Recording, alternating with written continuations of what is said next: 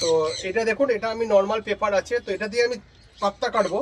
তো এরকম ধরনের পাত্তা আছে, এই তো পাত্তা কাটবো। তো এটা প্রসেসটা হচ্ছে কত ইজিলি করা যাবে, আর পেপার যাচ্ছে ওয়েস্টেজ না হয়। সবসময় সমস্যা হয়, প্রথমে এই লম্বা পেপারটাকে আমি হাফ করলাম মাঝখান থেকে, তারপরে এটাকেও এরকম মাঝখান থেকে আমি হাফ করছি। খালি ফোল্ডটা দেখতে হবে, ফোল্ডটা কিরকম করছে। এটা হয়ে গেল, এটাকেও আমি মাঝখান থেকে এরকম হাফ করছি, এই হাফ হয়ে গেল।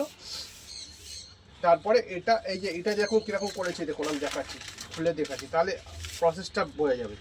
এই ছিল, এটা হাফ করলাম, তারপরে ওটাকে এই হাফ করে, তারপরে এটাকে আমি আবার এই হাফ করলাম, এই ফোল্ড করলাম। ফোল্ড করার পরে এটাকে আবার মাঝখান থেকে এই ফোল্ড করলাম।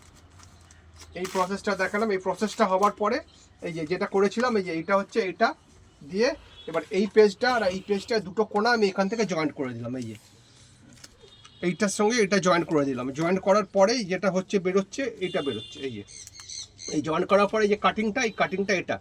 এবার আমি যে কোনো ফর্মা নিলাম, নিয়ে এখানে আমরা বসাবো, বসিয়ে এইখানে কেটে দেবো। দেখুন এইটুকু পেজ ওয়েস্টেজ হবে। এটা হচ্ছে ইজি প্রসেস সব থেকে।